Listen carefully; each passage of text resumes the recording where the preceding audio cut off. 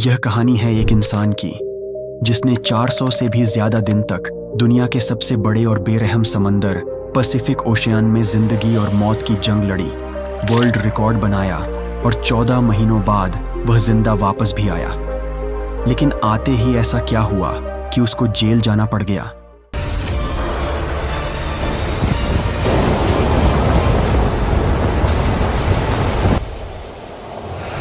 Pacific ocean का नाम सुनते लोगों को पसीने आ जाते हैं। देखें, पूरी दुनिया में 53% पानी है जो डिवाइडेड है 4 ओशनन में, जिनके नाम है Atlantic, Pacific, Indian and Arctic. सबसे बड़ा ओशन पैसिफिक है। ये इतना बड़ा है कि जमीन का कुछ हिस्सा जो 165 मिलियन स्क्वायर किमी बनता है, या अकेला ओशन 28 मिलियन स्क्वायर किमी को निगल सकता है। इस ओशन पर कुछ ही आइलैंड्स हैं जो बहुत ही छोटे हैं, और कुछ तो ऐसे आइलैंड्स हैं जिन पर आज तक कोई इंसान जा भी नहीं सका।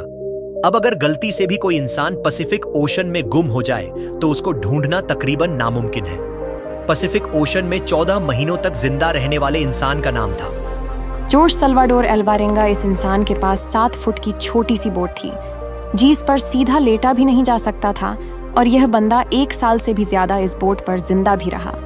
समंदर की बेरहमी का भी मुकाबला किया और वर्ल्ड रिकॉर्ड भी बनाया जो आज तक कोई और इंसान तोड़ भी नहीं सका। जोश सिर्फ अपनी किस्मत से मजबूर था कि वह इस बदतर मुश्किल में फंस गया। ये बात है 2012 की। हॉज 36 साल का एक एक्सपीरियंस मछेरा था जो मेक्सिको के एक गांव कोस्टा अज्यूल में रहता था। 17 नवंबर 2012 में जोश और उसका एक साथी मिलकर फिशिंग करने रोज की तरह अपनी 7 फुट की छोटी सी बोट पर इस बोट पर ज्यादा दूर जाकर मछली नहीं पकड़ सकते थे क्योंकि बोट बहुत छोटी थी। जिस पर एक इंजन और एक ही फ्रिज था, तो यहाँ कुछ ही मछलियां पकड़ सकते थे। दोनों ने 30 घंटे में वापस आने का फैसला किया। दोनों निकल पड़ते हैं। मेक्सिको के किनारे से 120 किमी दूर अपना जाल समंदर में बिछा रहे होते हैं कि अचानक एक खतरनाक समुद्री तूफान उनको अपनी तरफ आता नजर आता है। वक्त बचाने के लिए वो जाल को भी वहीं छोड़ देते हैं और बोट को फुल स्पीड पर भगाते हैं। मुसलसल 6 घंटों तक किमी ही दूर किनारे से सिर्फ बोट का इंजन अचानक खराब हो जाता है। उनको किनारा भी दिख रहा था और उनका गांव भी तूफान काफी पीछे रह गया था। उनके पास एक रेडियो था जिसके जरिए उन्होंने अपनी लोकेशन अपने बॉस को भेज दी और जवाब का इंतजार करने लगे। किस्मत इतनी खराब निकली कि रेडियो की बैटरी भी डेड हो गई। एक तरफ वो किनारे को देख रहे थे, दूसरी तरफ अपनी तरफ आते तूफान को जो इतनी शिद्दत से आ रहा था मानो इनको जिंदा ही निकल जाएगा। तूफान के साथ हवाओं की शिद्दत इतनी तेज थी कि उनकी बोट किनारे से दूर होने लगी। कुछ ही देर में किनारा भी मंजर से हट गया और तेज लहरें इनको दूसरी तरफ खींचने लगी। इनके बॉस तक जब वो मैसेज पहुंचा तो बहुत देर हो चुकी थी। बॉस ने एक सर्च पार्टी भेजी इनको ढूंढने के लिए, लेकिन हर गुजरते लम्हे जोश की बोट दूर से दूर होती गई। तूफान की वजह से यह लोग ना तो कुछ देख पा रहे थे और ना कुछ समझ पा रहे थे कि अब वह किस जगह पर है। किनारा किस तरफ है। हैरानी की बात यह है कि सिर्फ 5 ही दिन में इनकी बोट किनारे से 450 किमी दूर पहुंच चुकी थी। छोटी बोट होने की वजह से इनको ढूंढ पाना और भी मुश्किल हो रहा था। ना इनके पास कोई प्लेयर गन थी, ना इनके पास कोई ऐसी चीज थी आग लगाने के लिए ताकि यह धुएं से किसी को सिग्नल देकर बुला सके।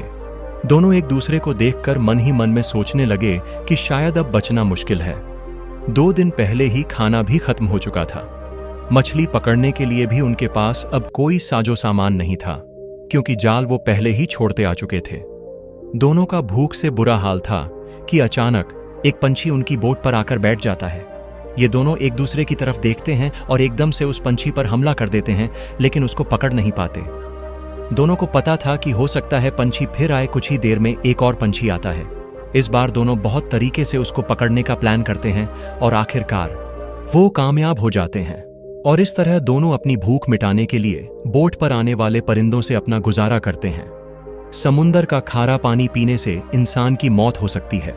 इस वजह से उन्होंने बारिश के पानी को प्लास्टिक की बोतल में स्टोर करना शुरू कर दिया, जिसको पीकर वो जिंदा रहते थे। लेकिन जब बारिश न पड़ती तब वो प्यास बुझाने के लिए मछलियों और टर्टल्स का खून पीते थे, लेकिन वो भी तब जब वो उनको पकड़ने में कामयाब हो जाते थे। दिन गुजरते गए और फिर महीने ये दोनों जीज मेंटल टॉर्चर से गुजर रहे थे। वो इमेजिन करना भी हमारे लिए बहुत मुश्किल है।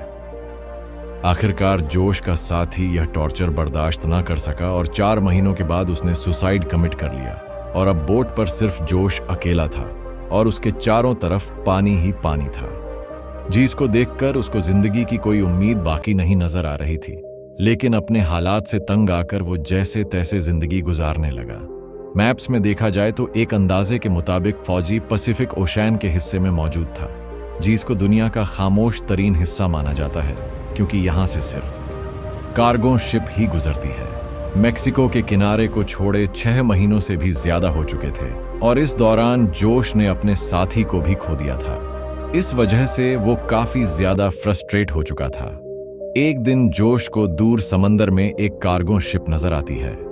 पिछले 6 महीनों में यह पहली शिप, और ये मंजर देखते ही उसमें जिंदा रहने की उम्मीद फिर से वापस आ गई। जोश ने कार्गो शिप की तरफ हर मुमकिन इशारा करने की कोशिश की, लेकिन बदकिस्मती से शिप इतनी दूर थी कि जोश को वो ना देख सके, और देखते ही देखते जोश की नजरों से वो शिप भी और वो ये सोचने लगा कि शायद मेरी किस्मत में मरना ही लिखा है।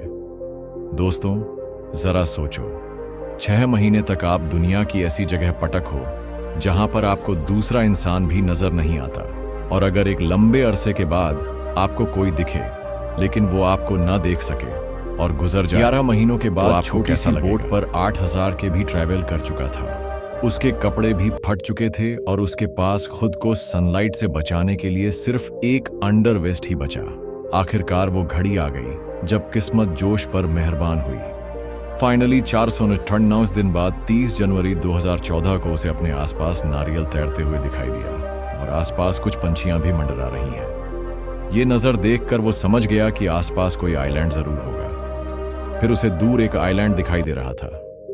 उस आइलैंड तक पहुंचने के लिए उसे करीब आधे दिन का समय लगा। जैसे ही बोट उस आइलैंड के करीब पहुंचा, वो बोट से जंप करके आइलैंड की ओर तैरने लगा, और फाइनली महीनों गुजारने के बाद वो एक ठोस जमीन में पहुंच गया। दरअसल इस आइलैंड को इब्बोनोटोनी कहा जाता है, जो कि दुनिया का सबसे छोटा आइलैंड है। ये ऊपर वाले का चमत्कार ही था कि हवाओं का रुख कुछ इस तरह से उसके बोट को मोड़ दिया कि उसका बोट उसे छोटे से आइलैंड की ओर ले गया। अगर वह गलती से इस आइलैंड तक नहीं पहुंच पाता, या फिर थोड़ी सी हवाओं का रुख इधर से उधर होता, तो वो आइलैंड तक कभी पहुंच ही नहीं पाता। और फिर अगर वह जिंदा बच पाता तो शायद 5000 किलोमीटर दूर फिलीपींस के टापू को ही देख पाता। पर जोश की किस्मत अच्छी थी कि वो एपोनोटोनी आइलैंड पर पहुंच गया।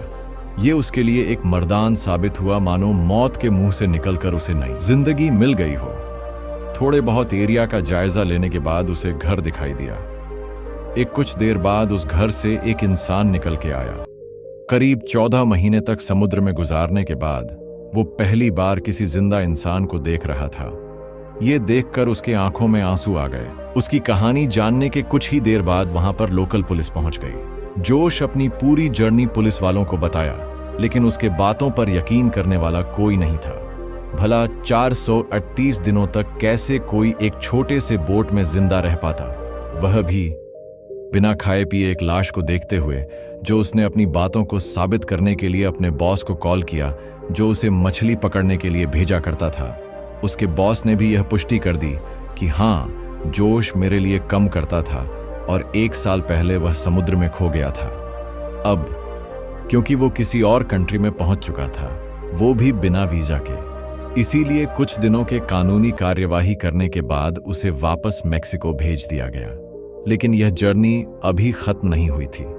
जो उसके मित्र, जिनकी आधे रास्ते में ही मौत हो चुकी थी, उनके घर वालों ने जोश के नाम पर केस कर दिया, यह कहते हुए कि जोश ने अपने दोस्त को मार के ही खा लिया होगा। कुछ दिनों के कानूनी दांव पेच के बाद जोश को छोड़ दिया गया। उसके कुछ दिन बाद उन्होंने एक बुक 438 डेज पब्लिक किया, जिसमें उन्होंने अपनी पूरी कहानी को लिखा था। जाने अनजाने में अपनी जिंदगी को बचाते बचाते उन्होंने एक ऐसा वर्ल्ड रिकॉर्ड बना दिया जिसे तोड़ने की हिम्मत भी कोई नहीं करना चाहेगा। जोश की कहानी हमें इस तरह प्रेरित करती है कि जिंदगी में चाहे कितनी भी मुश्किलें आ जाएं, हर मुश्किलों का समाधान जरूर होता है। वीडियो एंड तक देखने के लिए शुक्रिया। मिलते हैं अगले वीडियो के साथ।